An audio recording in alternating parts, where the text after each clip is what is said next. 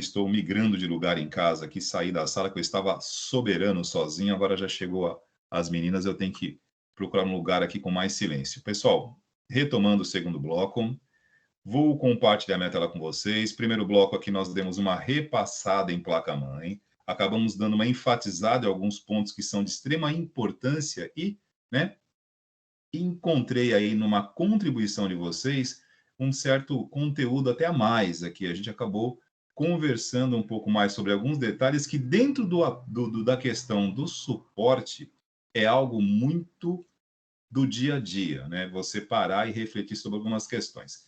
E para que a gente possa seguir adiante, vou compartilhar minha tela aqui com vocês. E vamos à apresentação que já era para eu ter mostrado para vocês no começo aqui do primeiro bloco. Mas, como disse, nós não desviamos em nenhum momento do objetivo, que era falar de placa-mãe. Nós falamos da placa-mãe dentro de um contexto de aplicação, né? Então, bora lá. Partilhando minha tela aqui com vocês.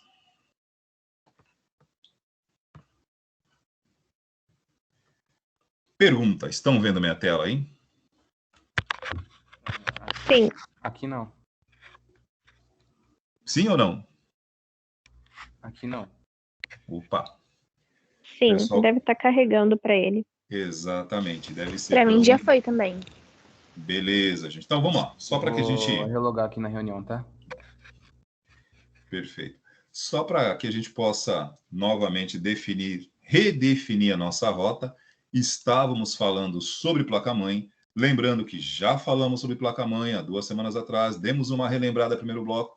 E nesse segundo bloco, o foco seria falar aqui da parte de soquete, mas tem alguns detalhes da placa-mãe que nós não comentamos na nossa primeira abordagem a respeito, e nesse momento a gente adentra nessa questão aqui. Então vamos lá, tem uma apresentação aqui que vou disponibilizar para vocês também aqui no nosso canal.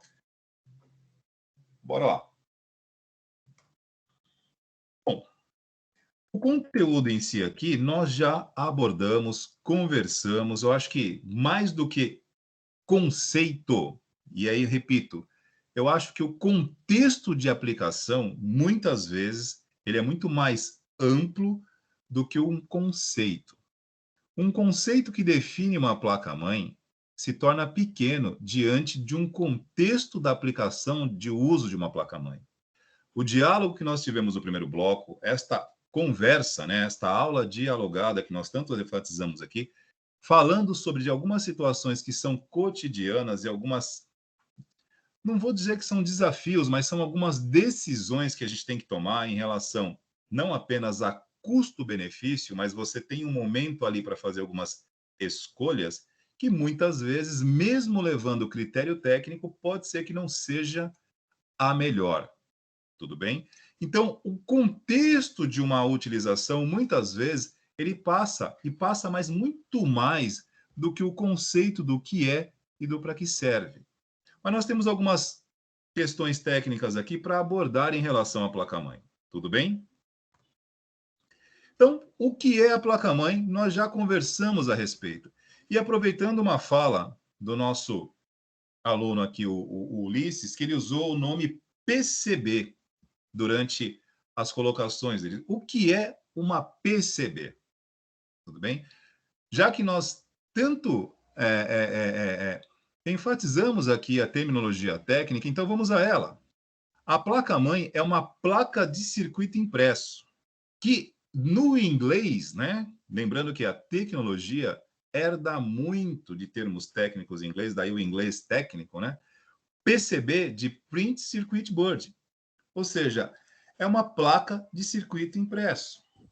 Para quem se recorda do vídeo que nós mostramos aqui, da linha de produção da Gigabyte, isso fica muito claro. O que é uma placa de circuito impresso?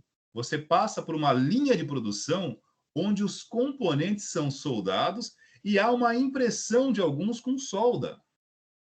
E uma coisa que é muito interessante, né?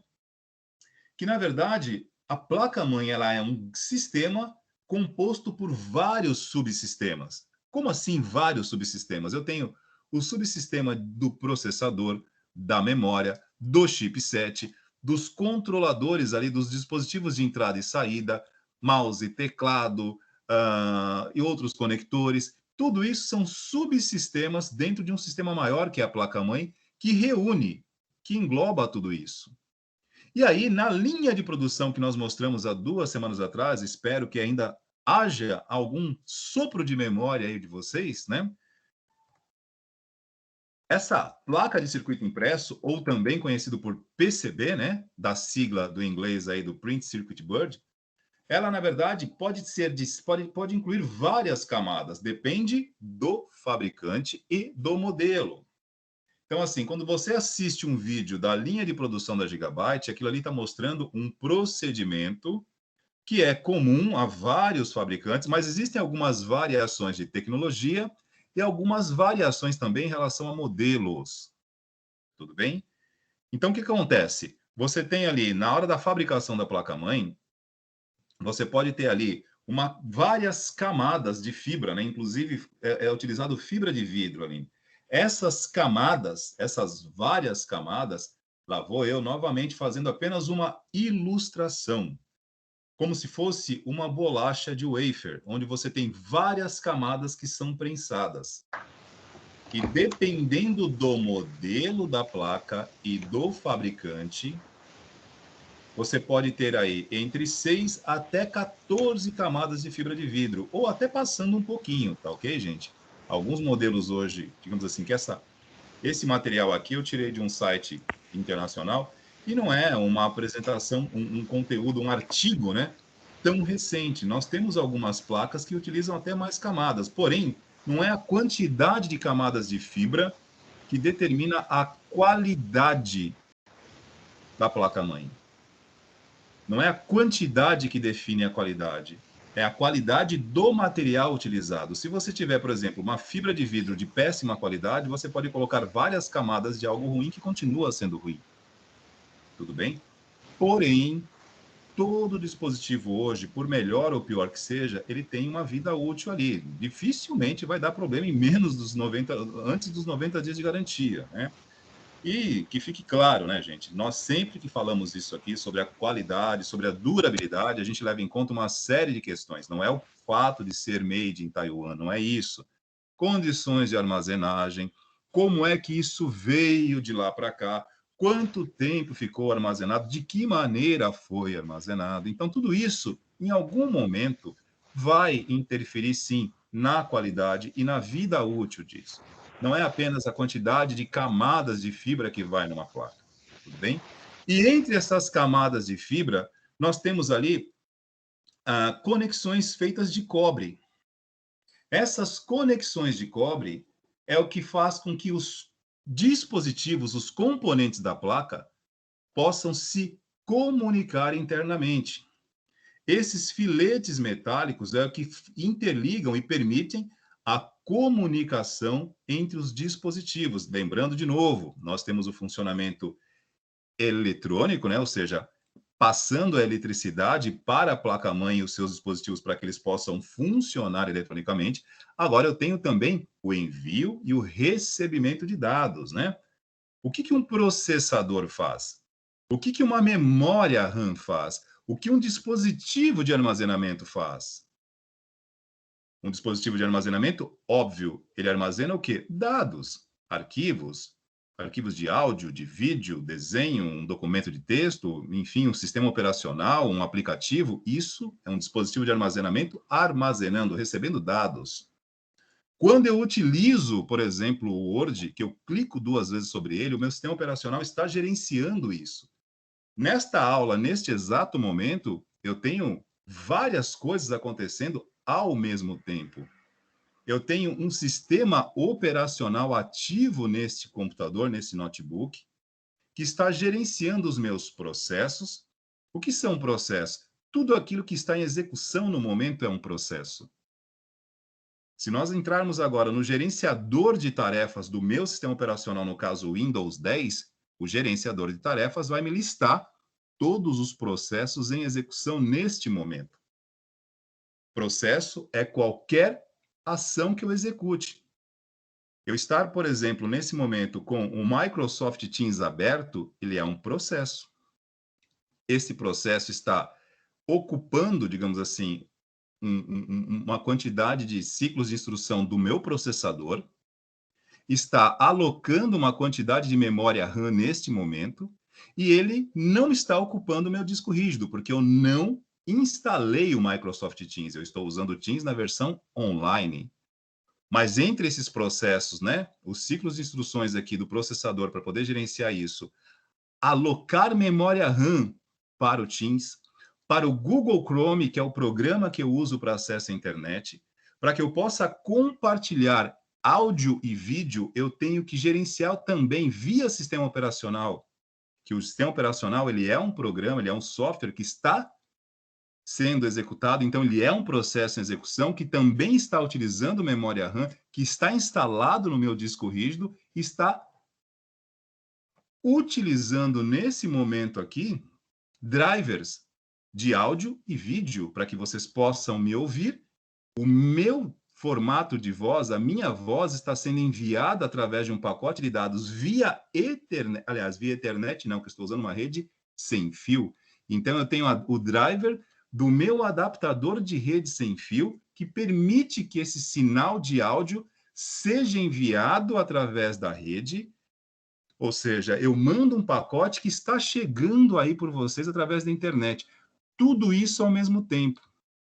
E esses processos que utilizam memória, que utilizam espaço em disco, que utilizam drivers, torna necessário uma comunicação interna entre processador, memória RAM, chipset que gerencia drivers, dispositivo de armazenamento e esta comunicação, esses dados indo e vindo, se faz por onde?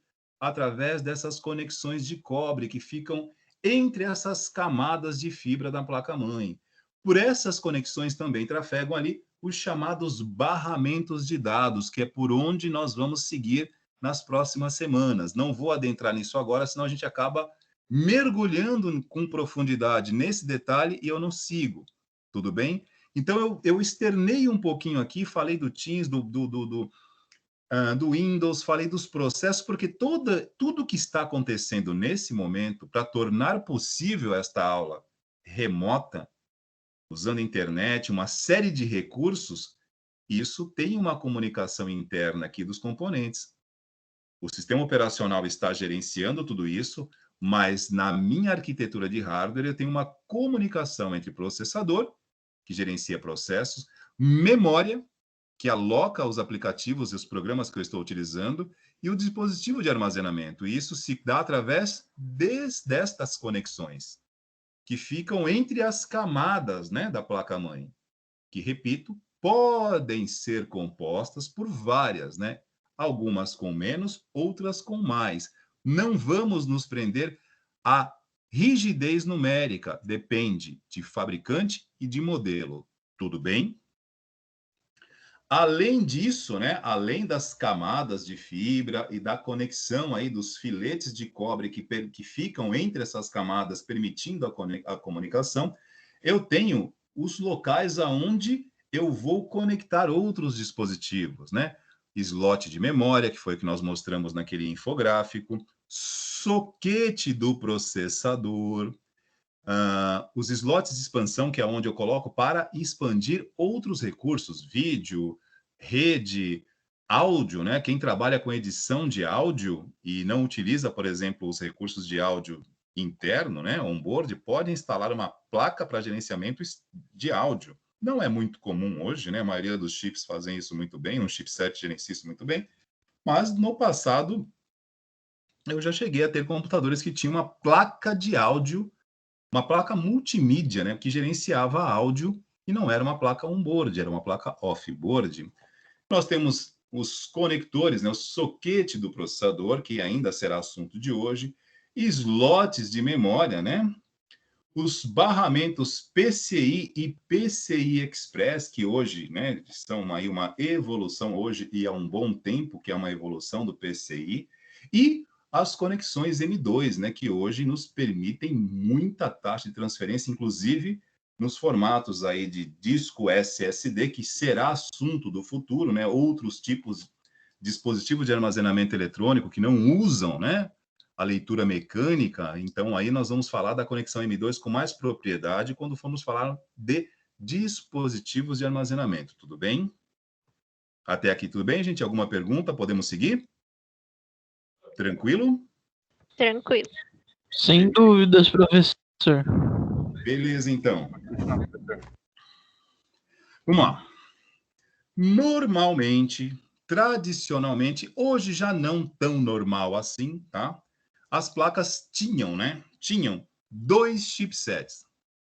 Um mais próximo do processador, considerado, chamado, né, na época como o ponte norte, também conhecido por North Bridge, né, traduzindo de forma literal, ponte norte, e um outro mais na outra extremidade, o chamado ponte sul. E aqueles, enfim, o ponte norte, ele se ocupava de algumas tarefas, e o objetivo maior disso tudo aqui, né? Como nós comentamos com vocês na aula passada, no bloco passado, o objetivo dos chipsets ganharem mais capacidade era melhorar o desempenho das configurações, porque a partir do momento que eu desafogo o processador, que eu tiro todo o trabalho mais pesado do processador e divido com outros componentes, eu passo a ter um fluxo menor por aquela região e eu posso dividir por outros espaços, né? Ou seja, a via vai fluir melhor. Traduzindo de forma bem abrangente, tudo bem, gente? Na parte de arquitetura de processamento, na arquitetura de hardware, isso aqui dá meses, tá ok? Isso aqui existem vários detalhes entre, né, entre o céu e a terra aqui. Eu estou resumindo para me fazer entender. Tanto é que num curso de engenharia de hardware, isso aqui é muito profundo. Então, eu estou não sendo superficial, mas sendo abrangente para me fazer entender, porque nesse momento não cabe aqui a gente entrar na arquitetura interna de cada dispositivo e detalhar. Eu quero, nesse momento, me fazer entender. Tudo bem? Então, qual é o entendimento do chipset inicialmente? Inicialmente, eles eram apenas auxiliares. Cumpriam funções secundárias na configuração, aí, na divisão de tarefas com o processador. Mas, à medida que o tempo foi evoluindo, eles foram integrando e recebendo funcionalidades e tirando esses processos, essas execuções do processador e liberando o processador para tarefas de maior complexidade. Isso melhora o desempenho. Tudo bem? É como se eu tivesse o que é processamento compartilhado e o que é processamento dedicado. Isso é uma ótima hora aqui para a gente citar uma terminologia que se usa muito. Processamento dedicado é quando eu tenho a minha unidade de processamento dedicando-se exclusivamente a uma tarefa ou a um ciclo de tarefas. Processamento compartilhado é quando eu pego esta unidade de processamento e dou a ele várias coisas para fazer de forma simultânea. Ele vai fazer. Porém, quando é que eu tenho um desempenho melhor? É quando eu dedico a minha atenção, o meu foco para uma ou para um ciclo de tarefas. E não subdivido isso em várias. E aí a gente entra em arquitetura de processadores, que aí também existe todo um universo aí, né? Que existem métodos, né? Pipeline, fila, empilhamento, existem várias questões. Mas também, sendo abrangente para me fazer entender, e a gente pode até, na aula de processadores mais à frente, falar aqui sobre as arquiteturas CISC e RISC, que nós vamos falar sobre isso, e, né, a arquitetura de instruções complexas e estruturas reduzidas, que a gente vai tentar, sem complicar muito, porque isso é um conceito mais denso, mas que é fácil também a gente encaixar sentido para vocês, não é algo muito difícil, não. Tudo bem? Então, inicialmente, os chipsets tinham funções secundárias e hoje, na verdade, não existem mais os chipsets. O Ponte Norte, hoje, ele praticamente deixou de existir. Hoje nós temos apenas um chipset. Um chipset com um papel ainda maior. E, como disse, né, dependendo do modelo, dependendo do chipset e da sua arquitetura, e algumas funções que você está executando no seu sistema, muitas vezes ele está sendo mais utilizado que o próprio processador. Às vezes o processador está ali praticamente com 5, 6% de uso, e não porque simplesmente ele está, digamos assim, adormecido em berço esplêndido. Não, não é isso. É porque o chipset está trabalhando. Tudo bem? Algumas coisas ficam para o chipset. E para quem também gosta do universo gamer, né? Alguns módulos, alguns tipos de jogos, e dependendo, né? Eu não sei se aí existe um acordo de cavalheiros, né? Entre fabricantes, desenvolvedores de games e os desenvolvedores de soluções de arquiteturas para games, que alguns games eles têm sim algumas particularidades que desempenham mais em algumas linhas de arquitetura. E isso não é uma coisa única, né? Às vezes tem alguns módulos de games que se dão muito bem com algumas arquiteturas de um fabricante, outros com outros. Eu acho que há um certo, acredito eu, né?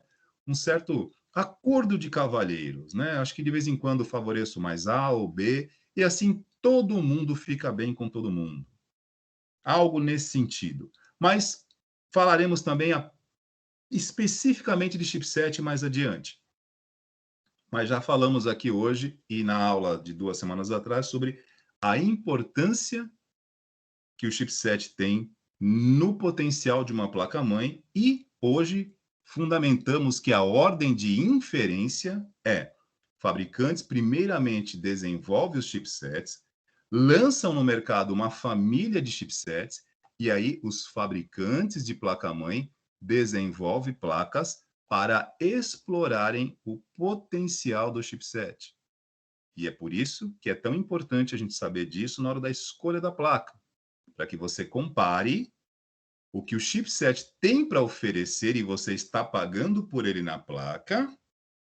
Compara isso, né? Isso é a análise do diagrama do chipset, aquilo que ele permite que você está pagando e levando na sua placa-mãe e o que a sua placa-mãe, nas suas especificações técnicas, realmente está disponibilizando, tudo bem?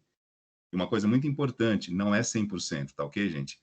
Se o diagrama de funcionamento do chipset fornecido pelo fabricante diz que ele pode 100% disso ou daquilo, nenhum fabricante vai desenvolver uma placa-mãe que explore o 100%, porque aí você tem não é que você tem uma perda. Se você explorar na totalidade, o desempenho não é tão bom. Mas ali um aproveitamento médio, né? Você não pode também comprar uma placa-mãe com determinado chipset e não encontrar nem, por exemplo, mas nem 40% do que ele tem de potencial sendo realmente aproveitado na placa, porque senão aí você fez realmente um investimento questionável. Porque, repito, né, o valor da placa-mãe hoje se dá pelo chipset que ela possui, pela possibilidade de recursos que ela vai te oferecer. Tudo bem?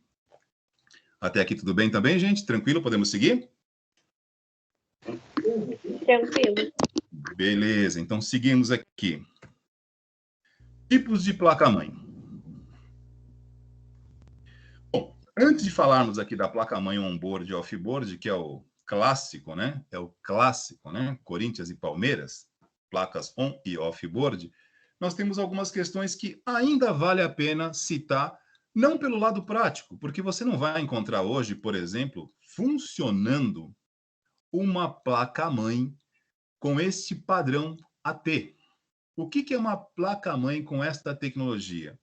Tecnologia AT, né, de Advanced Technology, era, digamos assim, uma tecnologia que as placas-mães lá atrás utilizavam, tudo bem, gente? E a tecnologia de uma placa-mãe, AT, ATX ou BTX, como nós vamos ver nos slides a seguir, não é uma tecnologia isolada, não. A placa-mãe é uma tecnologia que envolve placa-mãe, gabinete e a fonte. As três coisas têm que agir em conjunto. Então, quando você, no passado, né, encontrava um computador com esse tipo de placa-mãe, padrão AT, obviamente, o gabinete tinha que ser compatível para que ela coubesse lá, e a fonte de alimentação também tinha que ser da mesma tecnologia, o mesmo padrão AT. Esse é um padrão mais antigo, tá ok? Produzido ali nos anos 80. Olha, para dizer para você, eu acho difícil, por aqui eu não vou, é que tecnicamente você afirmar não vai encontrar, eu acho que vai que encontre, né? Então é perigoso. Acho mais provável encontrar é mais provável encontrar uma máquina com esse tipo de coisa funcionando, por exemplo, no interior, onde você tem um processo oxidativo um pouquinho menor, ou praticamente um pouquinho não, né? Bem menor, né?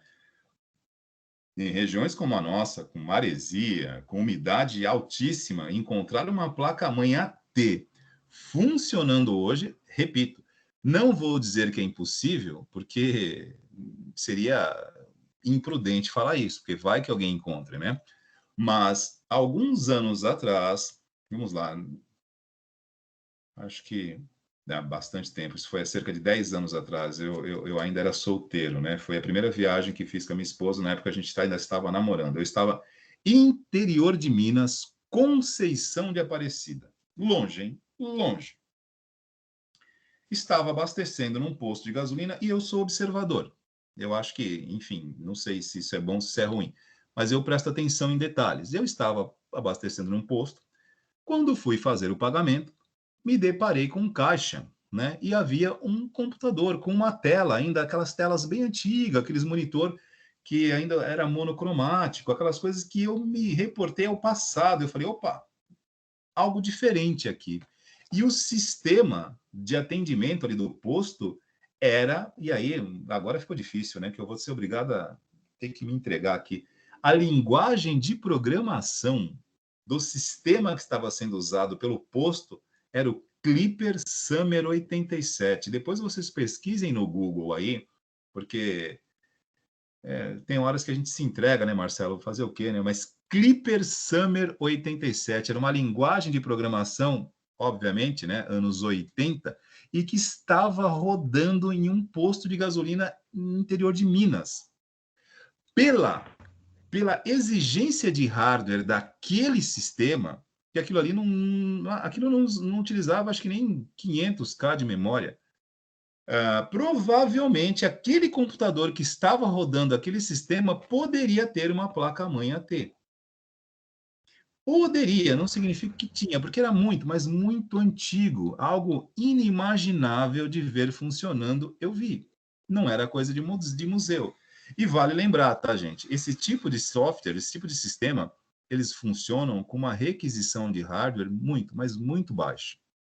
Fazendo uma comparação com o que nós temos hoje, por exemplo, né, professor Marcelo, que roda um pouco mais aí mercado, você pega Uzi Minas, você pega IBM, uma multinacional, uma gigante tecnológica. A IBM ainda tem muitos mainframes, que são computadores de grande porte, não são supercomputadores, são computadores de grande porte, que utilizam sistemas em COBOL.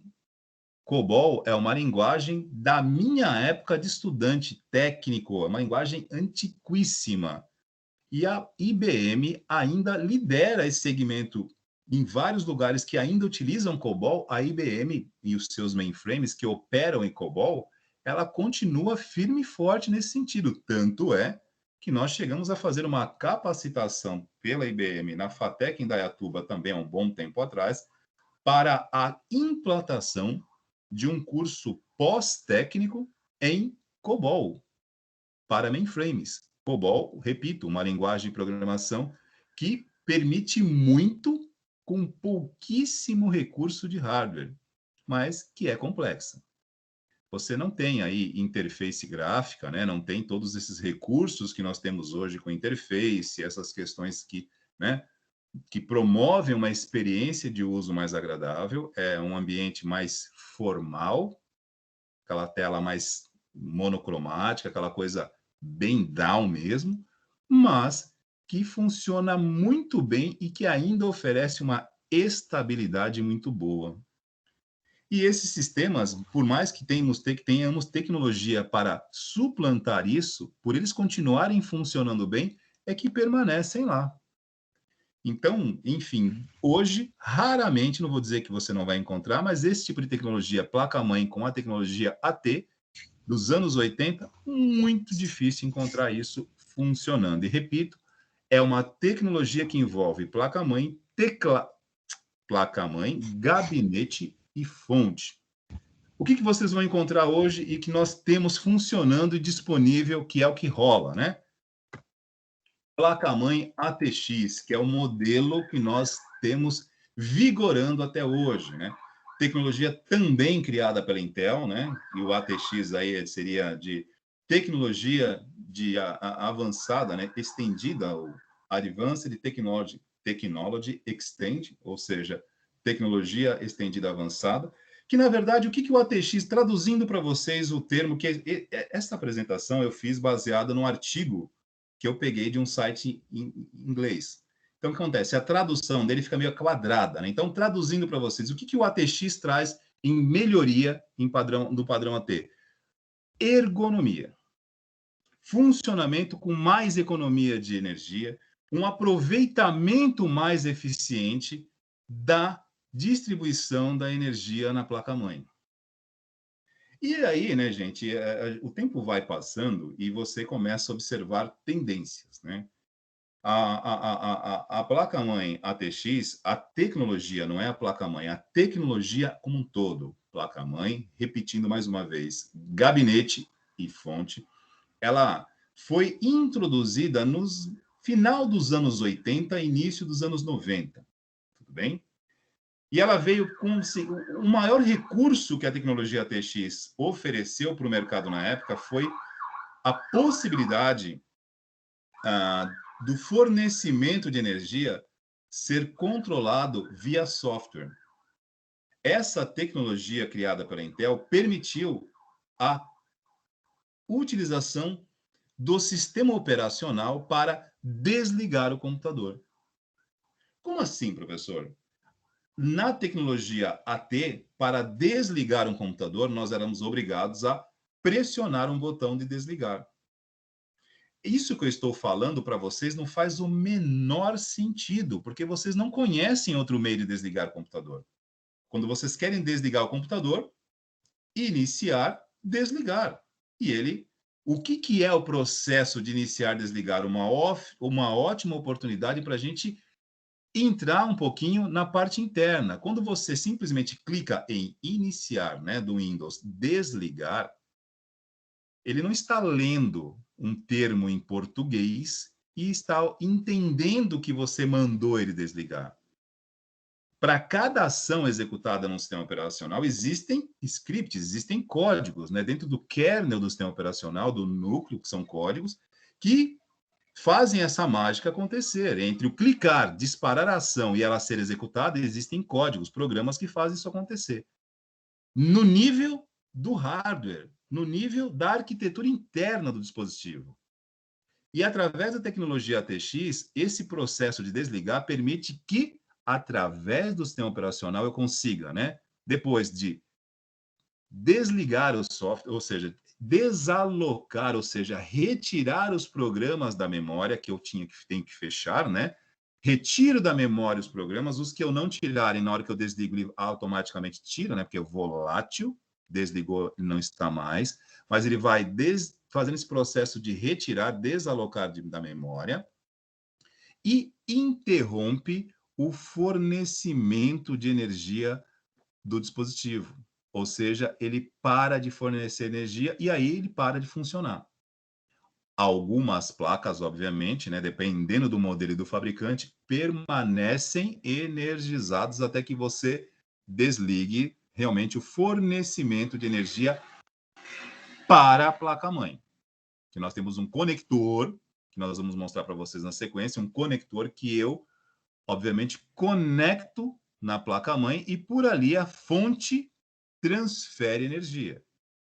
O sistema operacional, através da tecnologia ATX, que foi introduzida nos anos 90, permite que, através de um comando, eu interrompa o fornecimento de energia. O que hoje, para vocês, é óbvio, que talvez você deve estar falando, nossa, professor, que inútil. Isso, para mim, isso sempre existiu.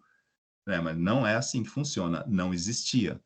Isso passou a ser possível a partir dos anos 90 com o desenvolvimento dessa tecnologia chamada avançada, ou seja, eu posso controlar o fornecimento de energia via software, através da tecnologia ATX. Tudo bem? E aí permite também, né? Essa tecnologia também permite um uso mais eficiente da energia. ou torna possível, né? Permitir e tornar possível não significa que será. E aí eu vou deixar esse assunto também mais para o final, senão a gente vai adentrar nisso aqui e a gente vai parar a aula por causa disso aqui, que vale a pena. No final, eu vou voltar para esse momento aqui do ATX e do próximo, que é esse aqui, ó, o BTX, que é a tecnologia estendida balanceada, que assim, né, foi também uma aposta aí da Intel, né, de criar um outro padrão de tecnologia envolvendo gabinete, fonte e placa-mãe. Confesso a vocês que, olha, não sei hoje se ainda está, né? Eu já vi no laboratório nosso da escola algumas placas no padrão BTX. Mas confesso que eu nunca tive um computador com placa-mãe BTX. É uma tecnologia que, assim, foi lançada também pela Intel com o objetivo de ser um pouquinho balancear essa questão do consumo, melhorar um pouquinho mais a eficiência energética aí, mas não pegou muito não, porque olha, quando chegou ali por volta de 2006, né? Ela parou de produzir isso por volta de 2006. E aí aquela questão, né? Parou de produzir. Durante um bom tempo, muitos lotes ainda estavam disponíveis no mercado, mas eu confesso que vi no laboratório da escola para uso, assim, para a gente testar em manutenção, uma ou duas placas no padrão BTX, que em termos de tecnologia, ela em tese vinha com balanceamento dessa questão do funcionamento energético. Fisicamente, visualmente olhando, geralmente o posicionamento da fonte fica no outro lado da placa-mãe, o que, por consequência, pede, obviamente, um gabinete proporcional, porque senão não vai. E aí a gente entra de novo naquelas coisas que a gente sempre costuma mencionar aqui, né? Isto é um padrão. Eu posso fazer um ajuste? Não deve. Né? Porque quando você inverte, você vai fazer... Nossa, você vai ter que dar uma volta tão grande que é mais fácil você pegar uma fonte adequada. Se é para você adaptar uma fonte ATX ao BTX, você vai ter que fazer emenda de cabo, você vai ter que virar a fonte de cabeça para baixo, porque na posição correta ela não vai encaixar. Muitas vezes o espaço disponível para uma não é o mesmo espaço da outra. Então, são aqueles ajustes que eu gosto de uma analogia minha boba, mas que é para memorizar, porque o cara ouve isso e ele não esquece nunca mais. Vocês conhecem um pouquinho de biologia? Vou pegar um exemplo aqui. Vocês sabem o que é piracema? Piracema, aquele período, né, da desova dos peixes de uma determinada espécie ali, alguns tipos, né, que no período da desova eles resolvem, sabe lá Deus por que diabo, subir rio acima, contrário à corrente, sobem rio acima para a desova. Então, a piracema é quando você faz o sentido contrário. Não façamos aqui, tecnologicamente, uma piracema. Não, nesse caso, não faz o menor sentido. A natureza tem a sua sabedoria intrínseca. É um processo biológico, né? Algumas espécies de peixe praticam a piracema. Tecnologia não precisa de piracema, segue o fluxo, não inventa. Porque, como já dizia, né, o sábio, quem inventa é inventor. E quando você inventa algo e funciona, parabéns, Nobel para você. Quando você inventa algo que não serve para nada, guarda isso, cara. Não mexe nisso, não precisa. Então, placa-mãe BTX usa a tecnologia BTX e a placa-mãe ATX, por sua vez, também. Se você mistura os dois e insiste nisso, dá para fazer funcionar? Até dá. Mas é uma quantidade de emendas tão grande, cara, não vale a pena. É uma perda de tempo desnecessária. Tudo bem? E repito, a tecnologia BTX, aí 2006 ela já parou de produzir a Intel, então ela teve um período curto, relativamente curto. Difícil, eu acho que talvez a gente encontre alguma coisa no laboratório ainda, porque eu já cheguei a ver umas placas BTX aí no laboratório da escola. Não sei se ainda estão por lá. Tudo bem? E, por fim, nessa questão de modelos de placa, né, de tecnologia envolvendo teclado, gabinete, fonte, placa-mãe, encerro com o padrão Mini ATX. Professor, é só isso que existe? Não, existem vários outros modelos, outros padrões. Peguei aqui padrões mais comuns. Se nós formos por essa linha de padrões, nós vamos encontrar assim, inúmeras variações. A Via Technology lançou em 2001 o padrão Mini ITX, que são para arquiteturas menores, geralmente com baixa potência, consumo bem reduzido, configurações mais simples, mais modestas, né? E a gente, de vez em quando, encontra ainda assim algumas coisas aí nesse padrão Mini TX. Em termos de reparo, tá, gente? E aí é uma questão muito particular, né? Nós temos vários gabinetes hoje, né? Algumas tecnologias aí, os mini PCs, né? Que não são a mesma coisa, tá? São tecnologias mais modernas. Eu posso pegar em algum momento. Eu não coloquei junto aqui os mini PCs, né? Nessa apresentação aqui, porque são tecnologias mais atuais que trabalham, inclusive, de outras formas, né? Ali é um case, não é nenhum gabinete, é apenas uma caixa onde você tem o dispositivo mesmo, o processador e tudo numa escala muito reduzida. Tudo bem? Então, preferi deixar isso para uma outra aula para não misturar os assuntos. Peguei aqui os padrões tecnológicos convencionais e os mais comuns. E, como disse, existem outros. Tudo bem? Então, a gente encontra aí, de vez em quando, você ainda acha esse tipo de coisa. Particularmente, para você montar um computador para você, eu não acho interessante. Isso aí são para usos bem específicos mesmo, né? Para terminais remotos, para caixas de supermercado, para lugares que você tem ali apenas terminais, e você não precise muito de processamento, coisas específicas, né? Não é algo para você montar uma configuração pensando nesse tipo de tecnologia. Tudo bem? Tranquilo? Então, comum, convencional, que nós continuamos utilizando até hoje, o padrão ATX. Importante guardar, neste momento aqui, eu vou disponibilizar essa apresentação para vocês, vai ficar aqui no canal. ATX, ITX, BTX ou outras tecnologias que envolvem gabinete, fonte, placa-mãe. Tudo bem? E continuando, para a gente poder dar um desfecho para essa questão de tipos de placa-mãe, vamos ao bom e velho dilema entre placa-mãe off-board e on-board, que não é um dilema, é apenas uma classificação, né? Que eu já deixei aqui separado, né? Mas agora eu estou com várias coisas abertas aqui, eu já não sei onde está, né? Fonte não. Antes que eu me esqueça, pessoal, vamos lá. Fonte AT e fonte ATX. Eu disse para vocês que a tecnologia ATX, ela utiliza, ela combina, né? As tecnologias combinam gabinete, fonte e placa-mãe. A diferença é muito significativa aqui entre os padrões AT e ATX. Aqui eu tenho uma imagem, por exemplo. Eu acho que eu tinha pego uma placa aqui que tinha as duas coisas ao mesmo tempo, né? Espero que eu não tenha fechado. Aqui está. Vou dar um zoom aqui. Não ficou bom. Deixa como estava. Aqui eu tenho, pessoal, uma placa antiga, tá? Nessa imagem aqui, que está reduzida, estou compartilhando minha tela com vocês, obviamente, então vocês não vão ter isso num tamanho muito grande para visualizar. Mas vamos lá. Diferenças nos padrões na placa-mãe que vocês encontram, se fossem para fazer essa diferenciação hoje, né? Algo que não vai acontecer porque vocês não vão encontrar placa-mãe AT rodando, né? Mas aqui eu tenho uma placa das chamadas épocas, onde nós tínhamos transição tecnológica. O que é uma transição tecnológica? É a chegada de uma tecnologia relativamente nova que ainda encontra uma outra tecnologia vigente. Então, os fabricantes, para que eles consigam manter compatibilidade e aceitação de mercado, eles produziam placas que tinham tanto o conector AT como o ATX mais recente. Aqui eu tenho um exemplo desse, ó. Uma fonte, né? Não consigo identificar, aliás, uma fonte não, uma placa-mãe, que eu não estou conseguindo identificar aqui o fabricante dela, provavelmente é uma CIS 530, placa-mãe antiga, antiguinha.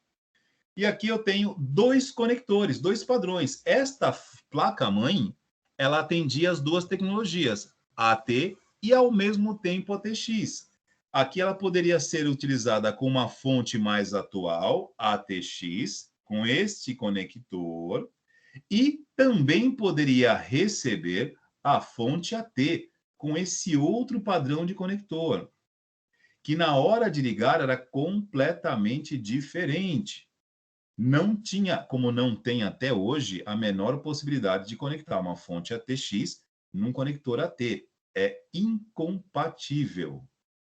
É incompatível, completamente incompatível. Aqui eu tenho uma outra imagem dos conectores. Conector AT. Aqui é onde eu conecto a fonte de alimentação no padrão AT. E aqui é onde eu conecto na placa-mãe a fonte de alimentação ATX.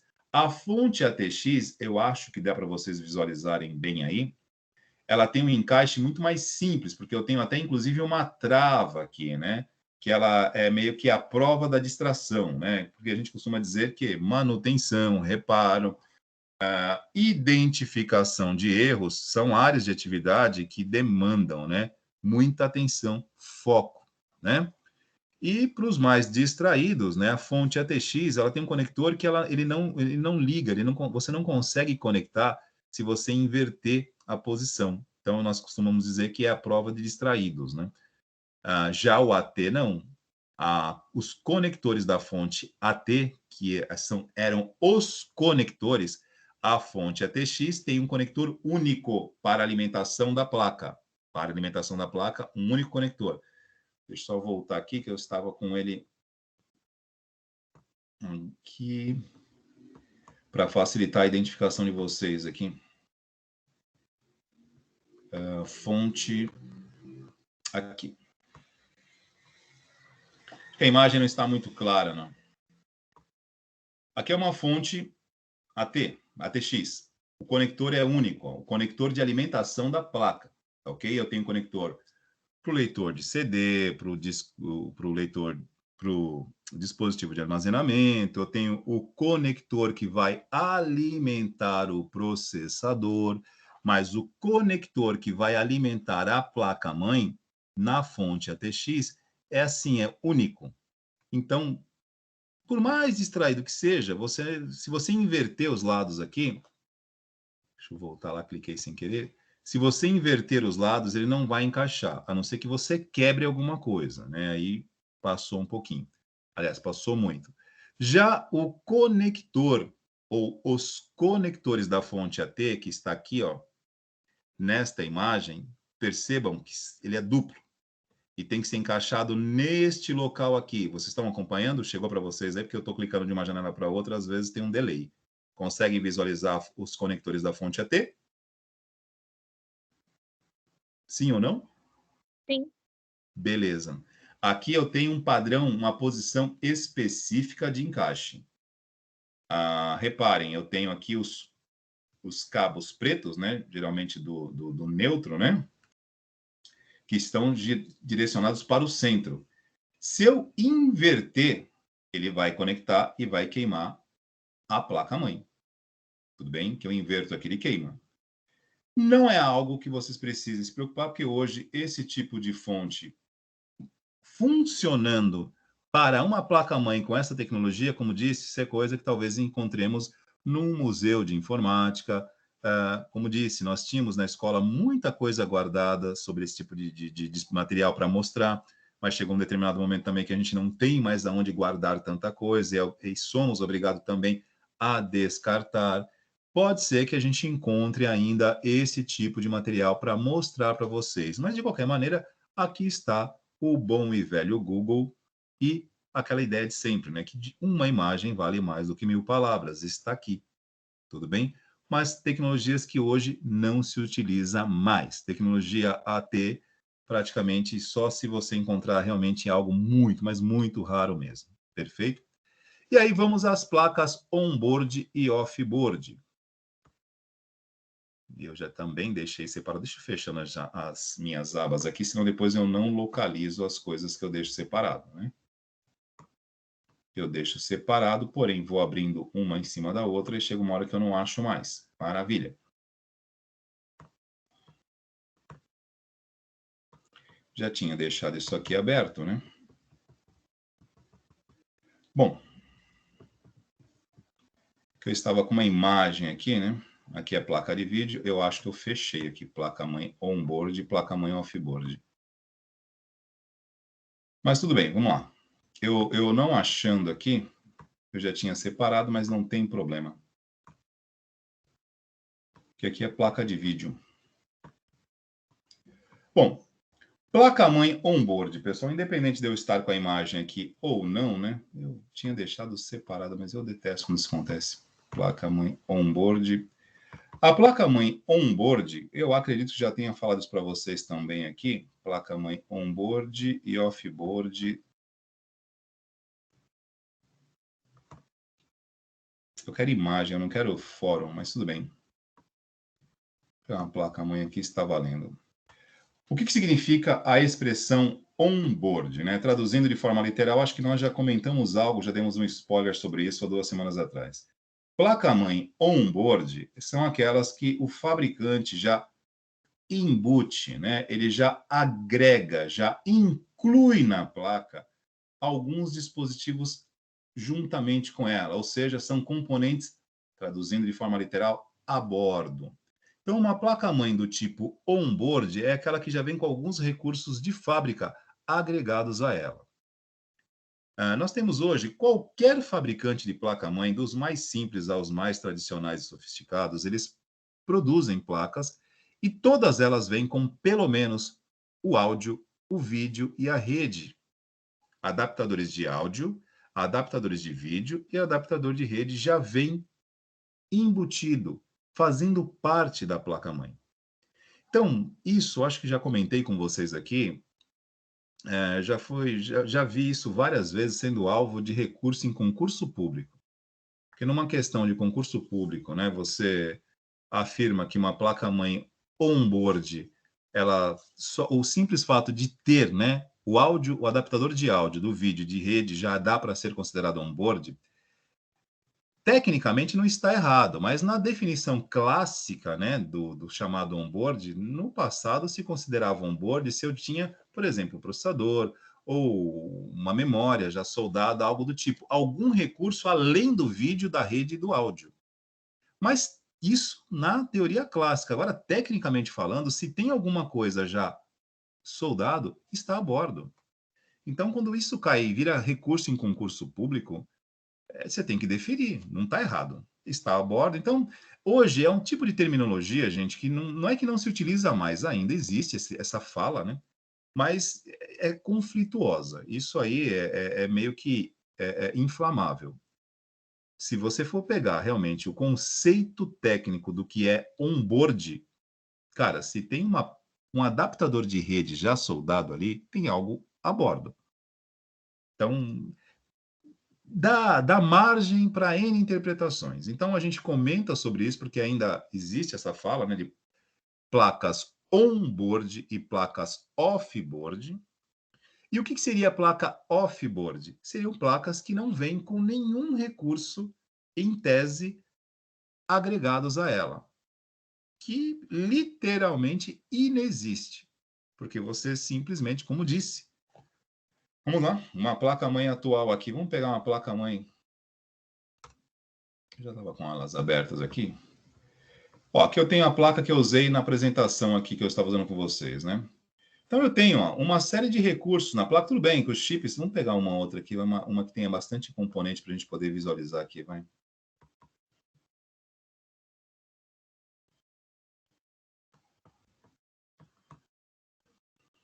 Ó, tô com uma ASRock aqui, ó, uma ASRock Z87, né?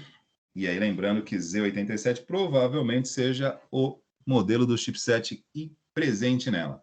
Aqui eu tenho os conectores, tá? Isso aqui não são os controladores, são só os conectores. Eu tenho as portas USB, tenho aqui o conector de rede, tenho os conectores multimídia, microfone, caixa de som, enfim. E eu tenho controladores aqui atrás, ou pode ser diretamente pelo chipset que está gerenciando tudo isso. E aqui eu tenho a placa-mãe. O simples fato de eu ter dispositivos já a bordo aqui, isso, como falei, isso dá margem para discussão, cara, dá margem para discussão. Mas em tese, era considerado no passado placas on-board, aquelas que vinham ou com, além, né, do áudio, vídeo e rede, ou processador ou memória soldada. E aí, tecnicamente, voltando aqui para vocês, tecnicamente aqui, deixa eu parar de compartilhar aqui. Tecnicamente, Placas on-board e off-board, o que que é melhor? Né? Vamos lá, vamos à síntese da palavra aqui, né? On-board e off-board, né, gente? Olha, como eu disse para vocês, hoje, dificilmente, você não vai comprar uma placa que não venha com áudio, com rede, com vídeo disponível já. Mas vamos pegar no sentido clássico, né? Aquela placa que vem com processador soldado, embutido ou com memória. São placas que às vezes você encontra no mercado hoje, em alguns lugares você pode achar uma placa-mãe que já venha com memória e com processador. Com processador você acha com mais frequência. Voltemos ao mesmo assunto antes do intervalo, né? Já usei esse tipo de coisa? Já usei. E eu posso explicar o contexto. Porque quando você para no texto e não presta atenção no contexto, ele se torna algo completamente fora. Nós já tivemos algumas situações aqui na escola, na ETEC em Mongaguá, que diante de 4 ou 5 laboratórios, né, e sem recurso para manutenção, porque hoje, quando você pega, digamos assim, uma escola técnica, né, com 6, 7 laboratórios, máquinas relativamente novas, todas com internet, é difícil imaginar como era a ETEC há 25 anos atrás, né? Onde nós tínhamos um laboratório, e assim, para quem não sabe disso, então estou dando o contexto para poder entrar dentro do texto, né? Senão se torna completamente sem propósito, que eu vou dizer aqui. Para começar a conversa, né? Nossa ETEC, a ETEC de Mongaguá, ela tem o código 107, ela é a 107ª escola técnica no estado de São Paulo. É a escola técnica de número 107. Existiam apenas 14. Hoje são 222 ETECs no estado de São Paulo. Então você imagina, há 25 anos atrás existiam 14 ETECs, que elas são conhecidas até hoje pelo código G14, o grupo das 14. Elas são consideradas a elite do Centro Paula Souza.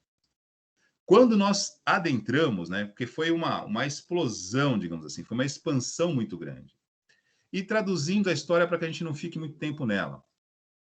O que tinha de recurso para 14, que era grande, passou a ser dividido por 120, 150. Então, nem precisa dizer como foram os primeiros anos de existência das ETECs que chegaram depois. Então, você tinha uma verba mensal para manutenção de laboratórios que era mínima. Então, você tinha que fazer o possível. E aí a gente vai ajustando. Então, naquele momento, quando parava 2 computadores no laboratório, você tinha uma escola com 3 cursos e apenas um laboratório, e se você tinha recurso para comprar apenas 2 ou 3 placas-mães com tudo soldado para conseguir fazer funcionar e liberar o laboratório para uso, era um momento que você tinha que dispor daquele recurso, porque não havia outra possibilidade. Era isso ou nada. Então, por muitas vezes, adquirimos sim placas com processador e com memória, já soldado por um preço muito mais baixo. Pergunta: isso é bom? Não, não é bom. E por que comprava? Porque era o único recurso que tinha. E entre você não colocar a máquina para funcionar, que seja por mais 2 meses ou 3, que também não é assim, né? Não é tão descartável assim. É que o problema de uma placa com processador, soldado e memória, se der problema na memória, você perdeu a placa. E vice-versa. Qualquer coisa que pare, parou o conjunto. Existe até uma regrinha básica aí, né, das placas com recurso soldado, né? Unidos queimaremos, porque quando perde um, perde tudo. Mas, no momento de escassez de recurso e uma necessidade de crescimento, você tem que lançar os recursos que você tem em mão. Tudo bem? Então, eu dei um contexto de utilização desse tipo de recurso. Agora, você está pensando numa configuração para você. Ou um cliente vem até você e sugere e diz que está precisando colocar urgentemente. Mediante a necessidade de você colocar uma garantia, eu também não recomendaria. São casos completamente específicos e à parte. Citei aqui todo um contexto dentro da escola, onde nos vimos obrigados a dispor desta alternativa. completamente diferente de um atendimento a um cliente e você sugerir esse tipo de tecnologia. Tudo bem? Deu para entender? Então, as placas on-board, elas existem ainda. Eu acho que se a gente procurar aqui pela internet, vai achar. De vez em quando pode ser que apareça aí. Mas não é uma prática que você considere assim válida para uma configuração pensando em longo prazo. Não é algo para você apostar a longo prazo. Não recomendamos esse tipo de coisa. Tudo bem, hein? Voltando aqui, vou compartilhar minha tela com vocês. Alguma pergunta até aí, pessoal? Tudo tranquilo? Professor? Tranquilo. Beleza. Alô? Oi, estou ouvindo. Quer perguntar alguma Deixa eu fazer coisa? uma pergunta. Sim, no caso de notebooks, é um considerado sistema on-board? Desculpe, eu não ouvi a frase como um todo, por inteira aí. Perdi. No caso de notebooks, né, computadores portáteis, ele é considerado uma placa on-board, já que não há peças externas? Então, Quer dizer, Leandro, há o acoplamento certo, mas, digo, o próprio na placa-mãe em si. Então, Leandro, mas a placa-mãe do notebook, ela também segue a mesma característica, né? Você tem placas, assim, geralmente, tá? A maioria dos fabricantes de placa-mãe e de notebook não costuma soldar os seus dispositivos, mas você encontra, sim, alguns notebooks que são soldados, né? Onde o processador pode estar soldado, memória, não é tão comum, mas alguns fabricantes fazem isso, e pode existir, sim. Os fabricantes mais convencionais e os notebooks de melhor qualidade, processador, memória, dispositivo de armazenamento, o seu HD, tudo isso é removível. Nada disso é soldado, mas você pode encontrar repito, alguns modelos que você pode encontrar sim com alguma coisa soldado, mas não é uma prática também comum, né, de produtos de qualidade. Não é muito comum isso não. Mas o mesmo procedimento de reparo, de substituição que você faz num computador, num desktop, se você abrir, né, com cuidado, porque aí a gente vai entrar nisso também para falar, né? Tudo é computador? Tudo é dispositivo computacional? Sim, mas reparem, são dispositivos num tamanho e numa proporção diferente, com um grau de compactação diferente e encaixes diferentes. Existe placa-mãe em ambos, existe processador em ambos, porém o cuidado no manuseio é completamente diferente. Se você desmontar um notebook da mesma forma que desmonta um computador, ele ficará desmontado. Tudo bem? Mas em termos de arquitetura, é igual. Quando eu digo placa-mãe, processador, o que muda? Tamanho, compactação. Então, você vai ter a possibilidade de retirar o processador? Vai. Você vai ter o que você não vai encontrar? Você não vai encontrar, por exemplo, um mesmo tamanho dos dispositivos. Nós vamos falar aqui nas próximas aulas, em algum momento, sobre dissipação térmica, né?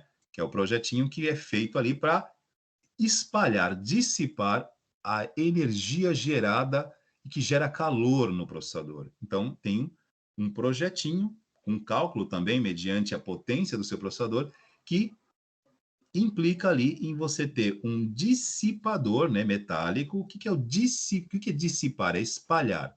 Você tem ali um dispositivo metálico que ajuda a dissipar o calor.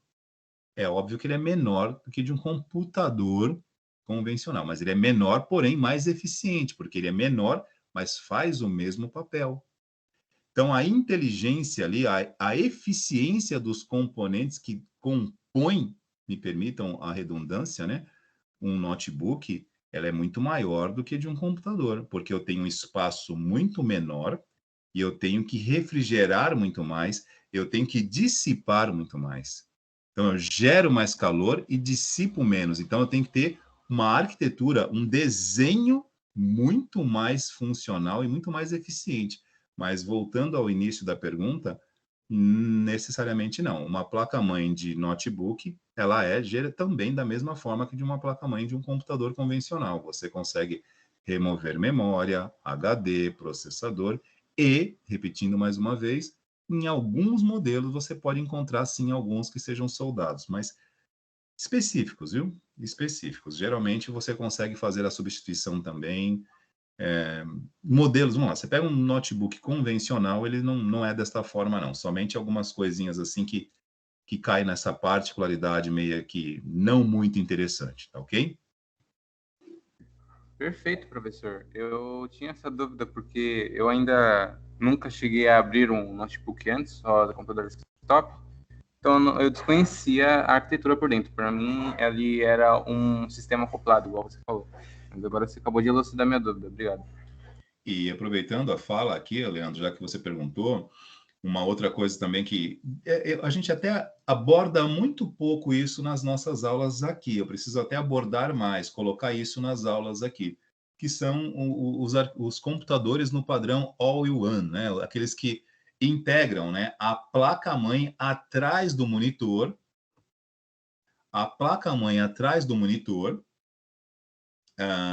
trazendo ali, né, um aproveitamento do espaço um pouquinho melhor, geralmente com acabamento bem feito, né? E que eu não vou dizer para você que isso não tem mercado. Tem, mas é que assim, né? Aí vamos novamente aqui naquela questão do diálogo, né? E externando para vocês. O que é o computador All-in-One, né? Vamos pegar uma imagem aqui que eu acho que todo mundo conhece, né? Vamos lá. Computadores All-in-One. Tudo em um. Olha que beleza. Professor, o senhor não está compartilhando a tela. Oi, perdão. Vamos lá. Eu falei que ia compartilhar e não compartilhei. Obrigado pelo feedback. Pronto. Que eu tinha dito que ia compartilhar, mas aí o Leandro perguntou e eu acabei não compartilhando. Obrigado. Beleza. Acho que vocês estão vendo a tela aí. Agora foi. Aqui, ó. Deixa eu pegar aqui um... Eu queria pegar um... Qualquer um desses aqui são modelos all-in-one, né? Ou, para quem mistura tudo, all-in-one. Tudo em um. O que difere um computador padrão all-in-one de um computador desktop convencional? A única diferença é que vocês não veem o gabinete. Tudo bem? O gabinete, a caixinha que acopla tudo, né? Por que não tem o gabinete? Porque simplesmente se utiliza nesse tipo de computador, nesse padrão de arquitetura, uma placa-mãe equivalente a uma placa-mãe de notebook.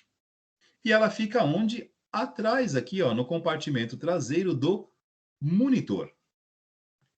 E assim, gente, honestamente, tem alguma coisa que desabone o All-in-One? De forma alguma. Esteticamente, eles são visualmente muito atrativos, né? Quando você tem aí um escritório e está investindo num padrão visual, né, digamos assim, onde você tem ali uma arquitetura e uma decoração. Mas, repito, em termos de desempenho, ele não é melhor e nem pior que nenhum. Porém, eles são mais caros, né? Então, você pega devido a esse detalhe no acabamento, ele acaba tendo um preço de mercado mais salgadinho. Então, muitas vezes, você olha, por exemplo, um computador com esta configuração aqui, ó. Aqui eu tenho um All-in-One 24 polegadas, né? Core i5, 8 GB de memória, não fala se é DDR4, acredito que não fala o que é, mas pode ser que seja um DDR4 ou DDR3. Disco SSD, né? De 480 GB, e por R$ 3.605. Essa mesma configuração, num desktop comum, você pode diminuir aí uns R$ 600, geralmente. Então, vai muito daquilo que você busca, né? O que te move?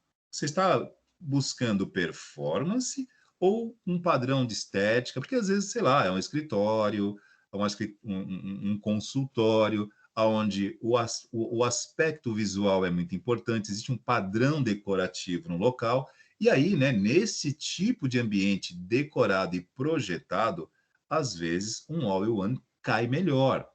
Mas vocês percebem que são situações específicas? Vamos lá, para o nosso uso cotidiano, investir, né, um pouco mais apenas pelo padrão estético é bem discutível. Não estou dizendo que é errado. Aí é muita questão de escolha.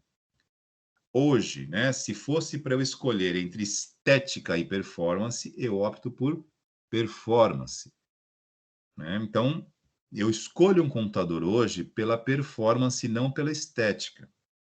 E entendo perfeitamente, repito, um escritório, um consultório de estética, aonde impacto visual, a decoração, o receber pessoas e a experiência que você retorna às pessoas que adentram ali exige um padrão de decoração, cabe um all-in-one.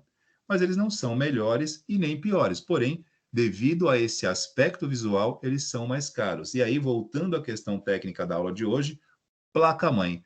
Qual é o tipo de placa-mãe que o All-in-One utiliza? Porque não tem gabinete. É uma placa-mãe exatamente igual a de um notebook, que fica na parte traseira e ali tem processador, memória. Detalhe, a eficiência térmica dele tem que ser ainda melhor, porque eu tenho um monitor à frente dele. Professor, mas não é a mesma coisa que o notebook? Não, não é. Ele usa a mesma placa-mãe de um notebook, mas reparem, no notebook a placa-mãe não fica atrás do monitor. Né? Tudo bem que é LED, né? Geralmente LED, nem LCD se utiliza mais, é LED, e o LED não tem, digamos assim, a propriedade de gerar calor. Não costuma gerar calor. Então, o que eu quero dizer é o seguinte, a eficiência na dissipação térmica precisa ser bem pensada, tudo bem? Mas não é um dispositivo que dê dor de cabeça, gente. Repito, não há nada que desabone um all-in-one, ele simplesmente é mais caro porque esteticamente ele é mais bonito, tudo bem?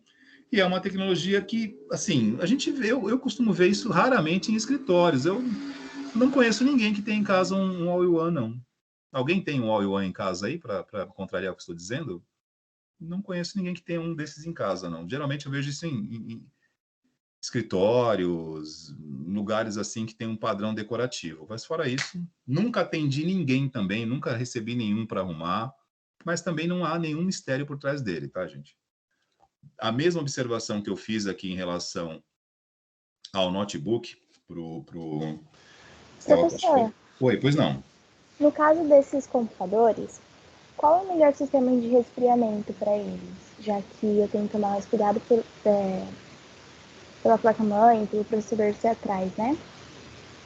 Então, deixa eu voltar aí, porque eu não estou vendo com quem eu estou falando, para poder pelo menos dizer o nome. Quem perguntou? Júlia.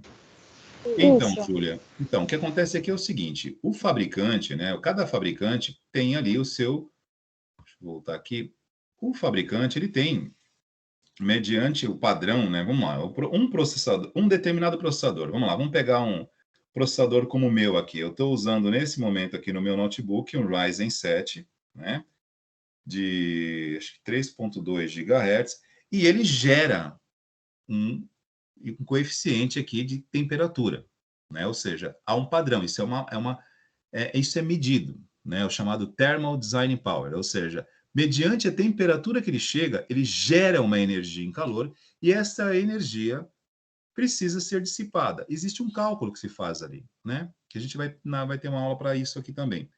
Esse cálculo você determina ali a quantidade de calor que tem que dissipar. E para isso você tem um dispositivo metálico chamado dissipador de calor, que o tamanho, né, a maneira como ele é colocado, ele ajuda a dissipar esse calor. Num computador, nós temos, além disso, uma ventoinha, né?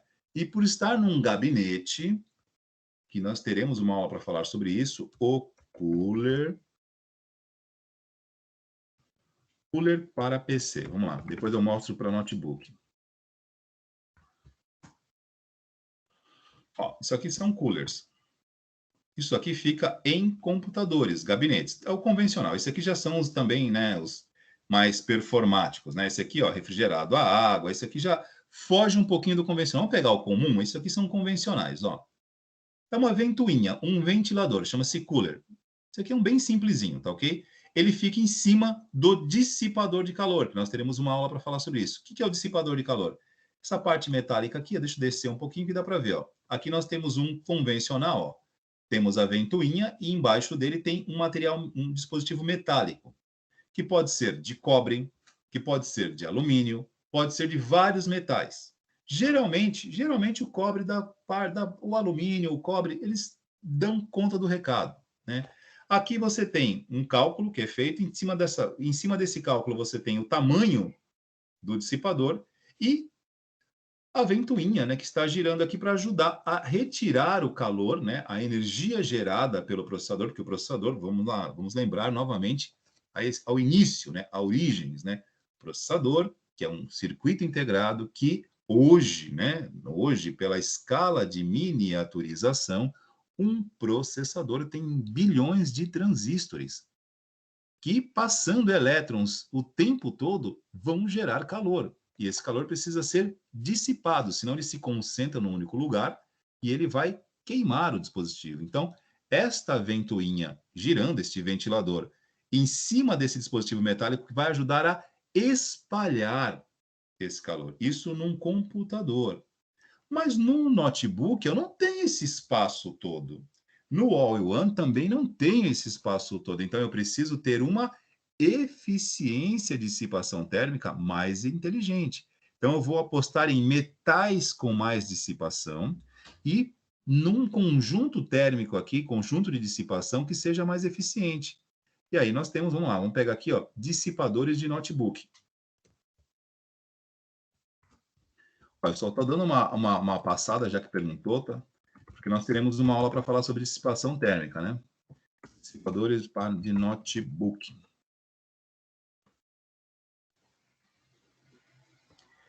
Imagens aqui. Ó, aqui eu tenho, ó, vou pegar um exemplo bem simples aqui, ó. Um dissipador de notebook. Como eu não posso, né?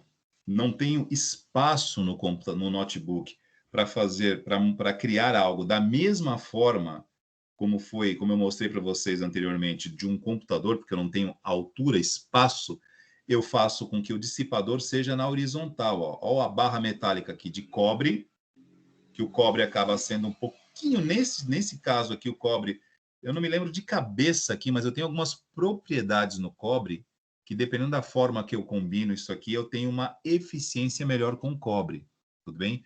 Tenho cobre, enfim, eu tenho o alumínio, eu tenho a chamada pasta térmica, que a pasta térmica é uma pastinha que também a gente utiliza entre o processador e o dissipador térmico, que ajuda, mas assim, olha, gente, essa aula tem que ser falada com muita propriedade, porque tem gente que viaja, falar português, claro, tem gente que viaja, né?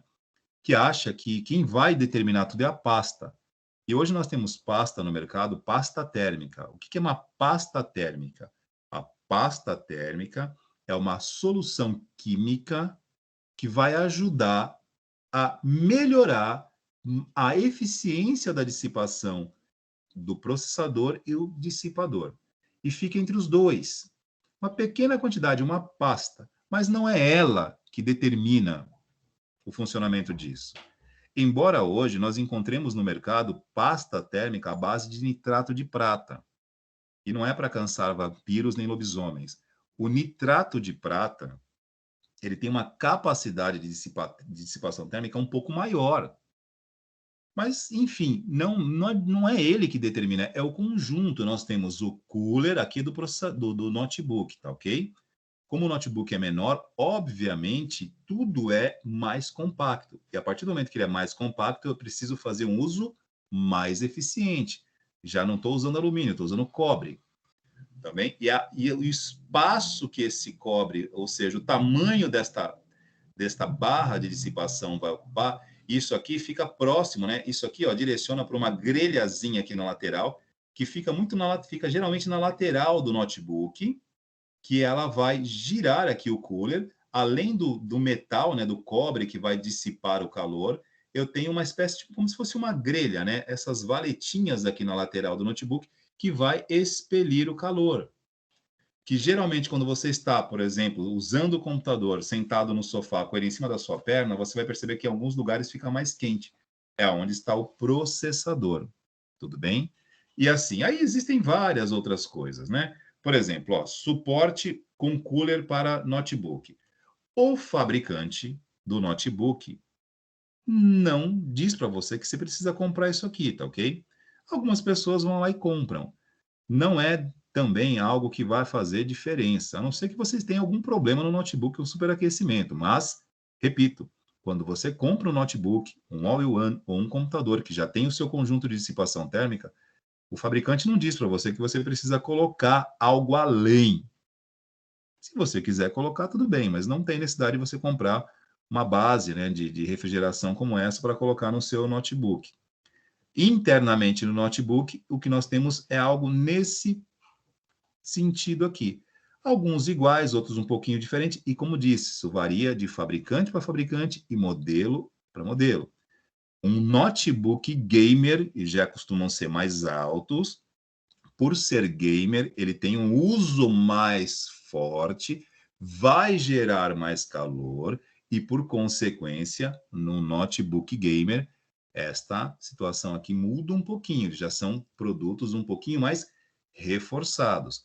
No All-in-One, Júlia, é também desta forma aqui, porque como eu disse para vocês, na parte traseira de um All-in-One, nós temos uma placa-mãe de notebook. E na placa-mãe de notebook, o que nós temos para refrigerar, para dissipar o calor, é algo desta forma, salvo as especificações de cada fabricante. Nem todo fabricante usa o mesmo material, usa o mesmo tamanho. Aí vai de tecnologia, linhas de produção de cada um. Tudo bem? Deixa eu ver aqui do Dell. Ó. Tudo bem, professor, eu consegui entender melhor, obrigada. Beleza. Aqui, ó, peguei alguns modelos aqui, ó, dissipadores de notebook, ó.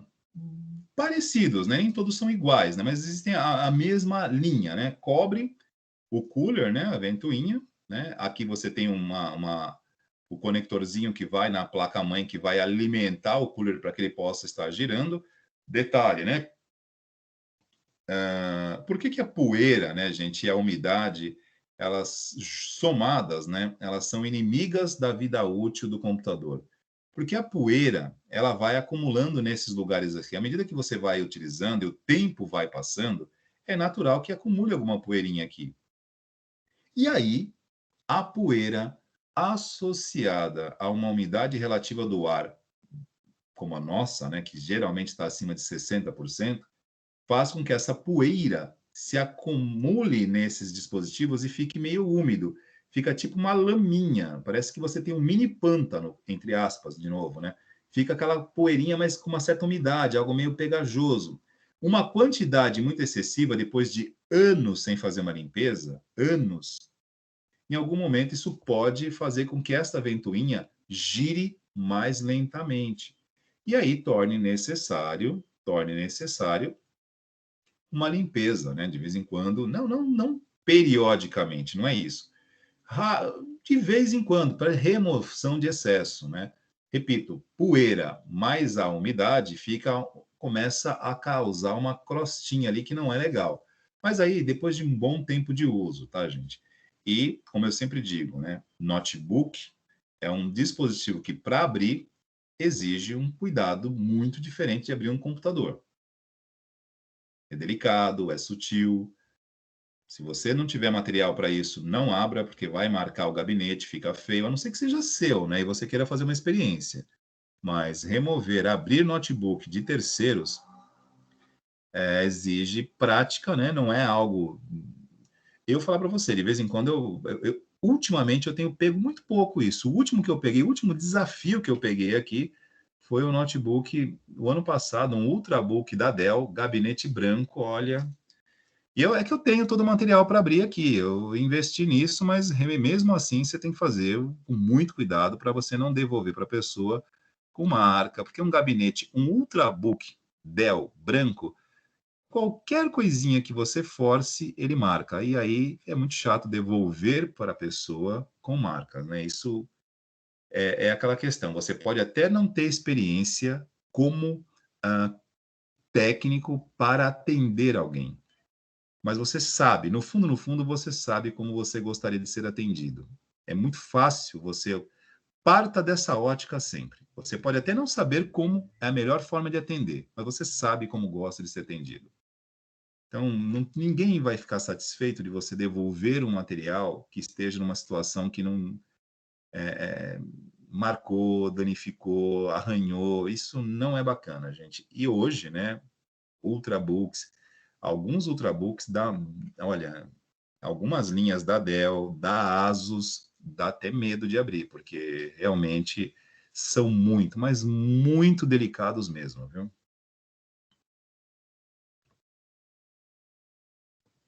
Estou vendo aqui a colocação do Felipe. Fui abrir o meu, que estava velho, parado, acho que lasquei a placa.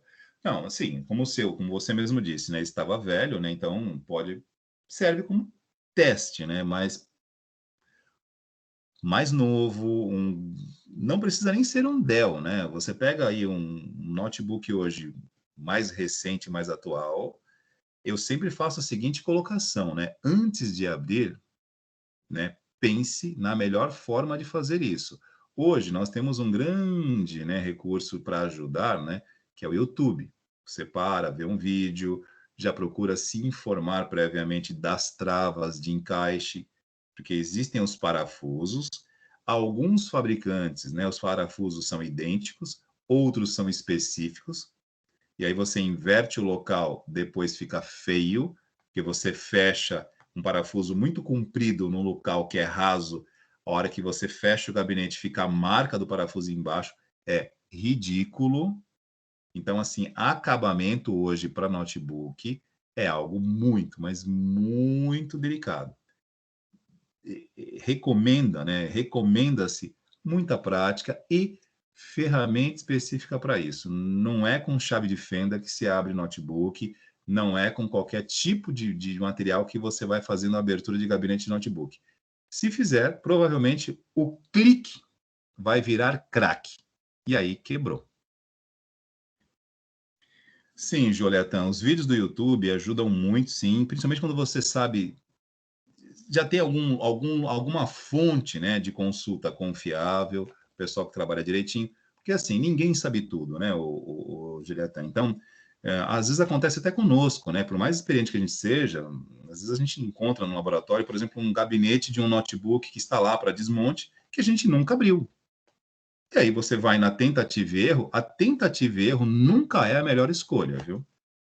Na dúvida, dá uma olhada no vídeo, você já vai descobrir aonde tem algum macete, algum segredinho, algum encaixe que você não viu, para evitar que você, além de evitar que quebre, que você perca tempo desnecessário, né? Tudo bem? Notebooks tem muita trava e outro lugar também um outro material que parece simples, mas ele é chato de mexer, impressoras, gente. Impressoras tem alguns modelos que eu vou falar para você, nem parafuso tem, é tudo encaixado. E aí quebrou, não fecha mais. Eu realmente já tive experiências assim péssimas com impressoras, inclusive algumas de grande formato, que eu tinha uma, né, que eu, como disse aqui, tive uma época que eu prestava serviço para construtoras, né? Impressoras de grande formato, as plotters, terrível, terrível, porque terminou a garantia, material importado, a HP não vem buscar na tua casa, muitas vezes não tem peça de reposição, se for aqui não é a mesma coisa, e aí você é obrigado às vezes a importar o material de fora e você mesmo fazer manutenção. É chatíssimo, eu não recomendo. Alguma pergunta, Nathalie? Tá com a mão levantada aí, fique à vontade, sou todo ouvidos. Ia falar só em falar da impressora. A minha impressora, esse tempo atrás, uma folha, a gente estava imprimindo, né? Aí uma folha entrou de volta, né, para dentro, e agora ela não tá tirando mais xerox e nem digitalizando nada. Mas você não teve condições de remover a folha ou você já removeu e mesmo assim ela Então, continua eu parada? já removi a folha, né? A gente abriu, removeu, mas mesmo assim ela não tá tirando o xerox. Daí a gente vai ter que levar em alguém para ver o que é, o que aconteceu. Então, isso que eu ia falar, Nathalie. Por isso que eu acabei de mencionar impressoras. Porque a impressora, assim, muitas vezes, e isso eu falo por experiência própria, porque assim, a gente aprende, infelizmente, errando, né? A chamada, professor Marcelo vai entender, acho que nós já falamos sobre isso, né? Existem algumas metodologias chamadas metodologias ativas na educação, uns termos bonitos, sofisticados, aprendizagem baseada em problema. O que é aprendizagem baseada em problema? É justamente isso, é quando você faz a bobagem e aí você aprende a não fazer de novo. Essa é a grande metodologia ativa que é moda hoje no mundo, aprendizagem baseada em problema. Simples, você fez errado, não vai fazer de novo. Mas eu já fiz isso algumas vezes. Existem, principalmente, impressoras muito sofisticadas. Eu tinha 2 plotters aqui quando eu usava para fazer para prestação de serviço, né, para escritórios de engenharia, que elas vêm com vários sensores, gente, vários sensores que você não sabe nem que existe. né? Então, às vezes você vê um papel preso e acha que é só remover o papel.